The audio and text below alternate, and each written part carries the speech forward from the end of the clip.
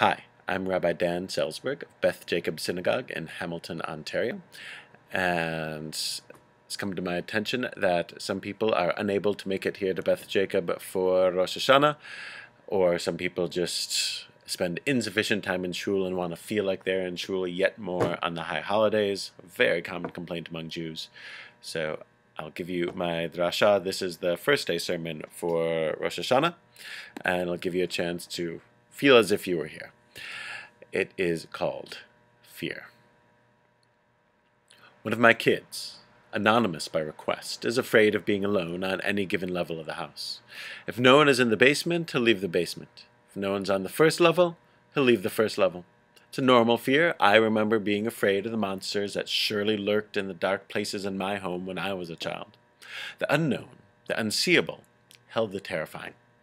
And a nice piece of parenting and a heartbreakingly sweet moment of childhood honesty. Karen asked him to draw a picture of where the monsters hide and how they disappear when more than one person is present. But our son didn't just draw a picture. He drew several notebook pages depicting every room of the house and the precise locations where the monsters live. Now, I remember the monsters from my childhood, but what the terror of what that really felt like is really long gone. Now I've learned. Those fears are so real, one could draw a map of locations, the precise spots where the scary unseen lurks. That is much more vivid than I would have guessed. Our fear of the unknown is so tangible. It is so real. How could I tell the little guy that he's wrong? Of course I don't tell him he's wrong. I can't tell him he's wrong. I check the house for monsters when requested. In fact, I'm not often requested to do so. Names and labels aren't used. I just accompany my son when he needs to go somewhere. A needy glance makes filling in more notebook pages unnecessary. I've talked to many other parents, and they tell that same story.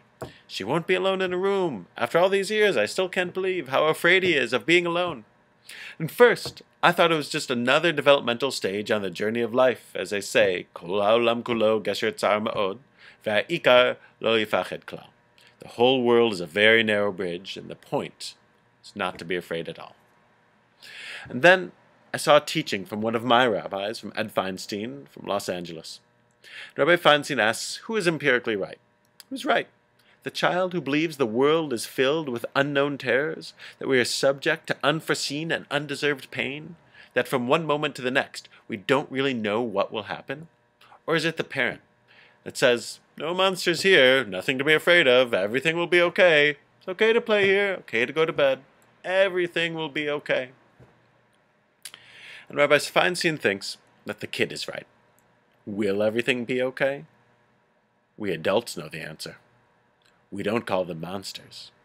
We have different names for the fears that lurk in the dark corners of our lives.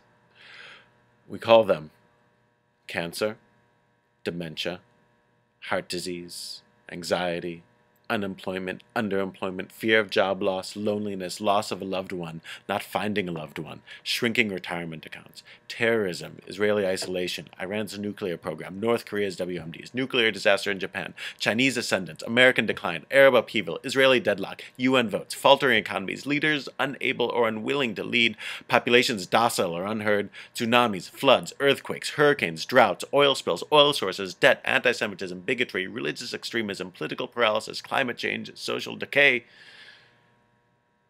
Are there monsters under the bed? There are definitely monsters under the bed. Will it all be okay? Will we really be able to go to sleep, go outside and play without fear? Will our children? Will their children? The more I think about it, the more I realize the scared child is more right than me. There are fears out there that I don't want to name that are very real. And I, for one, would like someone to confidently and calmly tell me that it will all be okay. And Avinu Malkeinu, that very assurance, is what Rosh Hashanah is here for. But we must realize what the Jewish tradition really means when it claims that we have a parent to whom we can turn. When I reassure my young son, it's to make him think that I can protect him from all harm, when in fact I know, and you know, and he does not know, that I cannot offer any such protection. A central fear of parenthood is the sweet overabundance of trust children place in parents. The parents, of course, know that we cannot protect our children from all harm, and the list of possible harms keeps many up at night and nervous during the day. Different parents react differently to this reality, some relaxed, some uptight, but any parent knows the fear that we forgot something important that will haunt us. Any adult child caring for an elderly parent knows this same fear. But the parent we appeal to in our prayers, the Avinu of Avinu Malkeinu, operates differently. This divine parent is not a parent that will tell us to bundle up and put on mittens when it's chilly. This is not a parent who will tuck us in at night. As Jewish history has shown time and again, this is not a parent that will save us from the wrath of our enemies. What good then is this Av, this parent, this God, especially when we are faced with fear? The God of literal protection does not resonate with me. We are not protected from harm by God, the way Superman protects Lois Lane, swooping down in the nick of time and defeating the bad guys. I shouldn't have to say that. This sort of belief in God is held by some in defiance of grim historical facts. I find God in hope. God is what inspires us to help others. As our prayers say, God gives us the ability to know and to understand, to act. God challenges us to make the world a more just and caring place. We believe that life is purposeful and the world worth improving. When we tell our children that it'll be okay, that's faith. Science will tell us that the world is random, that we are accidental creations here for a brief moment, and that we are insignificant in the sweep of an enormous universe, and a blink in endless time. When we say it'll be okay, we make a statement that we may be that, but we're more than just that. A statement of faith that the world has order and that we have significance. We believe that we are here for a purpose and that purpose is worth fulfilling. Believer and non-believer alike, as Rabbi Feinstein says, tell the scared child that we'll all be all right, that we should not allow our fears to stop us from living full days and fulfilling lives. Such encouragements are not statements of rational fact. They are statements of belief. No scientific test can tell you that life is worth living. That belief is part of the resilience that we are asked to build in the face of fear. In today's Torah reading, both Abraham and Hagar fear for their son Ishmael, and a divine voice tells them not to fear. Notice the Torah reading on this holiday is not about God thundering from the mountain, not about the creation of the world, nor is it about reward and punishment. Rather, it's about estranged parents who separately fear for their son's future in an uncertain world. And tomorrow, we'll read of another dark fear of parenthood. Will our personal obsessions and interests kill our children? Will our blindnesses bring them harm? The rabbis knew that the big questions are told in these small scenes that are often dysfunctional family relationships tell the story of the fears and hopes that define our lives. V'yara advar me'od b'nei Avraham al odot beno. V'yomer Elohim al Avram al yira b'neicha al ha'na'ar v'al ha'metecha. The matter concerning his son made Abraham afraid. So God said to Abraham, "Don't be afraid regarding the boy or the servant, his mother." And then to the child's mother Hagar, God says, "Al tira'i, do not be afraid. Kumi se'i et hana'ar. Get up, lift up the boy." The most paralyzing fears, the ones that prevent us from getting up, happen close to us. They're the fears that harm will come to the ones we love. It doesn't require famine in East Africa to get us to be afraid. We have plenty of fears that greet us with the sun each morning. Do we fear too much, too little? Are our fears about the wrong things in the wrong proportion? Guf kasheh, v'kad shovro, the Talmud says. A body is strong, but fear breaks it. It's easy to say we should rise above our fears. But how do we?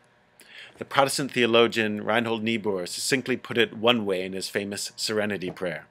God, grant me the serenity to accept the things I cannot change, courage to change the things I can, and wisdom to know the difference. It's lovely and it's powerful. Though you can tell it's not Jewish, because when Jews encounter things that are wrong and out of control, Jews rarely serenely accept it. It has Jewish parallels, but part of the genius of that prayer is its Twitter-friendly length. Rabbis are not known for brevity, but the Hasidic master, Rabbi Nachman of Breslov, could work an aphorism. And I carry with me, the way other carries Niebuhr's words, one of Rabbi Nachman's aphorisms. Kol ha'olam kulo gesher tzar ma'od, va'ikar lo yifached klal. The entire world is a very narrow bridge, and the essence is not to be afraid at all. Now, when we sing it, it has a great tune. We teach it to teenagers, sing at USY conventions, and it holds deep insights into Rabbi Nachman's world. The world as a bridge. It's between two things, and you never spend too long on a bridge. You have to decide to go in one direction or the other. Bridges, with apologies to civil engineers like my father-in-law, are fundamentally temporary and often scary. They make us especially aware of our vulnerability. But what's truly fascinating is what Rabbi Nachman says is the ikar, the essence of it all. Not to be afraid at all. Not to be afraid? Could this even be possible? Nachman of Breslov died in 1810 of tuberculosis at age 38, a Hasidic Jew in the Ukraine under the Tsar. He knew that fears are real, and many fears are legitimate. Even if it were possible not to fear, would it be a good idea? I was told a story a few years ago by a colleague, Rabbi Dennis Linson from Orange County, California. And Rabbi Linson teaches this in the name of his Israeli cousin Moshe Cohen, Zichrono Livracha. He teaches from the Sefer Atzayot Yisharot, the collection from Rabbi Nachman's students regarding his teachings. The great Rabbi's teachings often took place on Shabbat, when it's forbidden to write. So the Hasidim, with the most accurate memories, would rush to write down the Rabbi's words as soon as Havdalah was over. In this collection, it's our original source, the phrase appears as Lo Yehitpached Klal. Hebrew grammar mavens, the word is in the he feel, not the kal, meaning he didn't say don't be afraid at all, but do not cause yourself to be afraid. Maybe do not fill yourself with fear. And this is a different teaching. Are there times to fear? Assuredly. But we are to avoid unnecessary fear, paralyzing fear, unhealthy fear, fear that our minds create from overthinking it.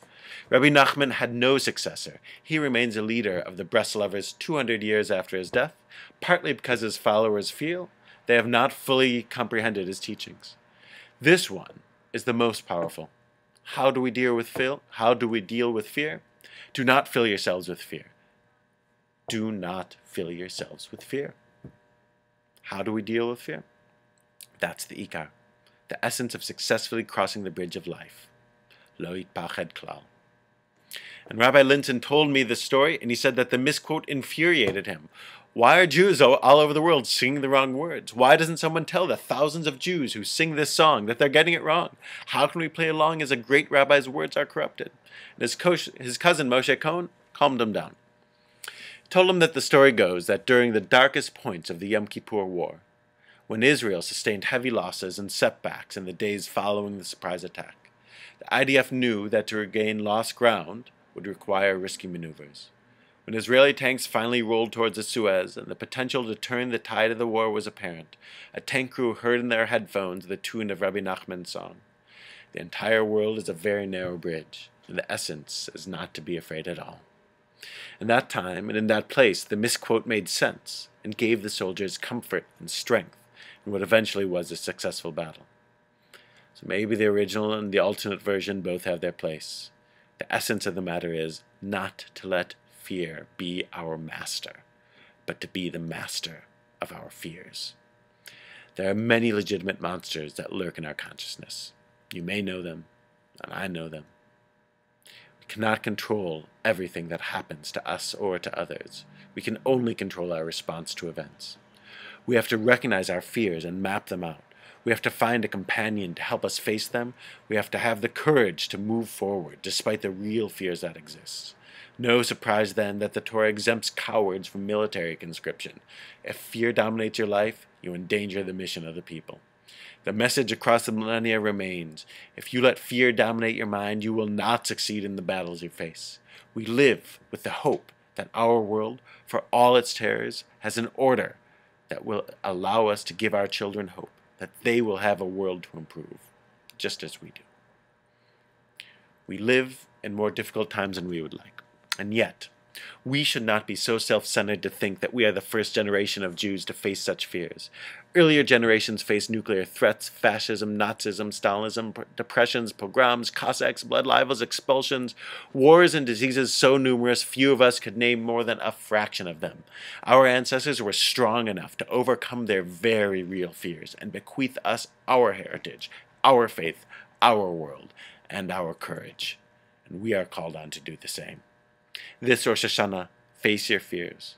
Know that great though they may be, you are not alone in facing them. We are here to help each other. We will not solve all of our problems, but we will continue on the sacred mission of the Jewish people to leave the world a little better than it would have been had we not existed. I will continue on that mission, and I will not fill myself with fear. I hope you will join me, and we will help each other get across the divide. Kol ha'olam kulo gesher tzar ma'od, v'ha'ikar lo yitpachet klal. The entire world is a very narrow bridge, and the essence of the matter is not to fill yourself with fear. Shana tova tikatevu. May you be inscribed for a year of good.